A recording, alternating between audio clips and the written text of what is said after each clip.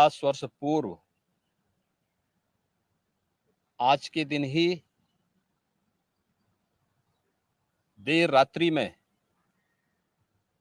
हुआ था जब कांग्रेस की तत्कालीन सरकार ने भारत के संविधान का गला घोंटते हुए लोकतंत्र को पूरी तरह समाप्त करने की साजिश रची थी।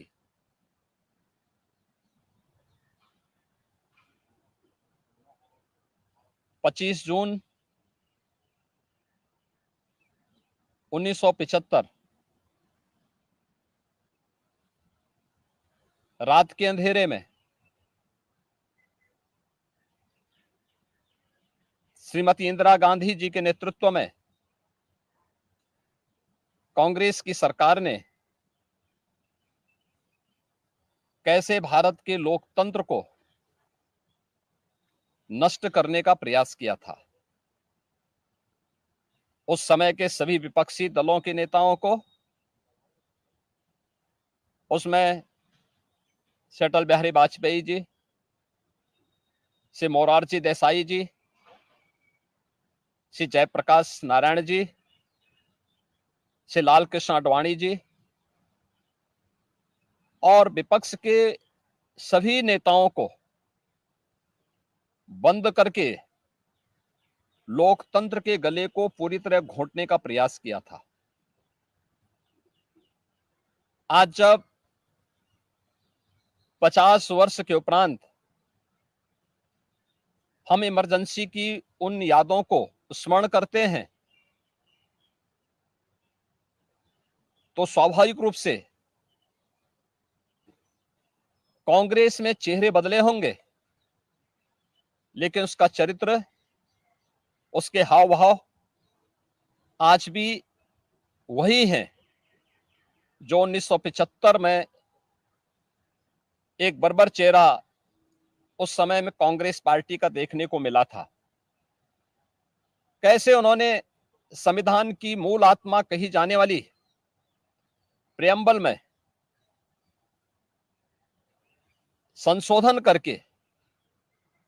उसकी आत्मा को नष्ट करने का प्रयास किया था।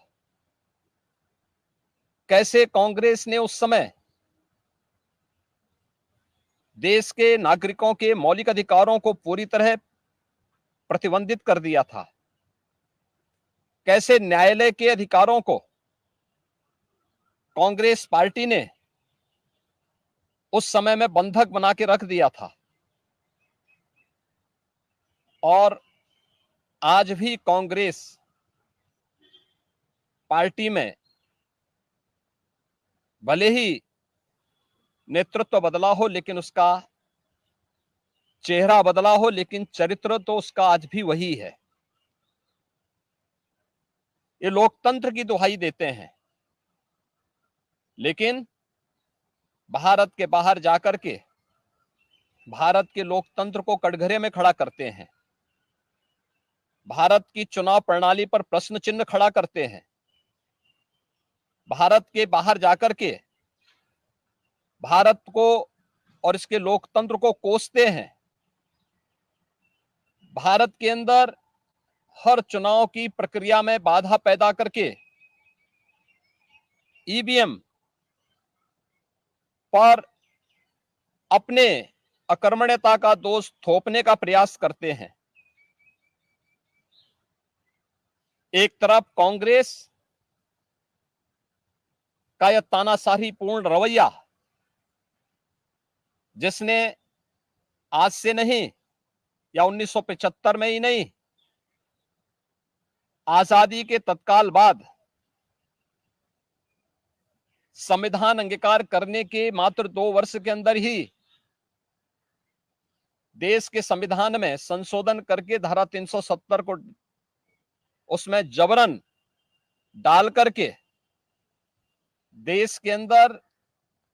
देश की अखंडता को चुनौती देने वाली धारा 370 को डालने का प्रयास किया था। इसके उपरांत भी समय समय पर कभी मीडिया पे को प्रतिबंधित करके, कभी अन्य तरीके से प्रत्यक्ष और अप्रत्यक्ष रूप से लोकतंत्र के सभी स्तंभों को कमजोर करने का प्रयास किया था। 1975, 25 जनवरी 1975 उसकी पराकाष्ठा के रूप में इस देश ने और दुनिया ने देखा था। 1975 की इमरजेंसी की घटना की 50 वर्ष पूरे हो रहे हैं। 1975 में देश के लोकतंत्र को बचाने के लिए, संविधान को फिर से बहाल करने के लिए, नागरिक अधिकारों की रक्षा करने के लिए जिन लोगों ने जेल की यातनाओं को सहा था, जिन लोगों ने उस कालखंड में लोकतंत्र के लिए अपना सर्वस्व न्यौछावर करने का कार्य किया था, हमें आश्चर्य होता है कि उनकी वर्तमान पीढ़ी उसी कांग्रेस की गोद में बैठ करके देश को फिर से कांग्रेस की तानाशाही और लोकतंत्र विरोधी, संविधान विरोधी तंग दायरे की ओर धकेलने का कुत्सित प्रयास कर रही है। कांग्रेस आज भी उसी रास्ते पर चल रही है और उसी का परिणाम है। जहां भी कांग्रेस नेतृत्व की सरकारें हैं, उनका रवैया, उनके कार्यप्रणाली, उनके द्वारा किए जाने वाले कृत्य इस बात के उदाहरण प्रस्तुत करते हैं। उनके जो सहयोगी हैं, बंगाल में टीएमसी है, केरल के उनके सहयोगी हैं, या तमिलनाडु के उनके सहयोगी हैं, या कांग्रेस नेतृत्व की सरकारें जहां कार्य कर रही हैं, उनकी कार्य पद्धति को आप देखें। जो लोग जनता को गुमराह करके संविधान के नाम पर संसद की कार्रवाई को बाधित करने का प्रयास कर रहे हैं, वे लोग कभी अपने गिरेबान में भी झांक के देखें। क्या उन्होंने सही मायने में संविधान का पालन किया था?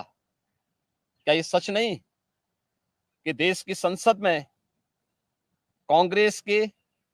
एक वरिष्ठ नेता ने वहां पर जिस प्रकार का आचरण किया था, एक बिल को संसद के फ्लोर पर ही किस तरीके से अपमानित करने का काम किया था, वहां फाड़ने का काम किया था, ये क्या किसी से छुपा हुआ है? या अन्य अनेक ऐसे कृत्य जिसने लोकतंत्र को कमजोर किया है और लगातार देश के लोकतंत्र को कमजोर कर रही है, ये सभी कांग्रेस के वे कृत्य हैं जिसके लिए कांग्रेस को यह देश कभी माफ नहीं करेगा। कांग्रेस पार्टी को और कांग्रेस की तानाशाही में प्रत्यक्ष और अप्रत्यक्ष रूप से सहभागी बने उन सभी राजनीतिक दलों को भी, जिनका उदय ही देश के अंदर कांग्रेस के खिलाफ लोकतंत्र को बचाने के लिए हुआ था, आज वे कांग्रेस की गोदी में बैठ करके जिस तरीके का आचरण कर रहे हैं, यह देश और इस देश की जनता उसे किसी भी स्थिति में स्वीकार नहीं करेगी। कांग्रेस को और कांग्रेस के इन सभी सहयोगियों को, जिन्होंने लोकतंत्र को कमजोर किया है, संविधान के प्रावधानों को समय समय पर मानने से इनकार किया है, इसके लिए आज इमरजेंसी की 50 वर्ष पूरे होने पर इन्हें देश की जनता से माफी मांगनी चाहिए, अपने इस कृत्य के लिए और अपने न केवल चेहरे को बल्कि चरित्र को देश के संसदीय लोकतंत्र के अनुरूप ले जाने के लिए अपने आप को तैयार करना चाहिए।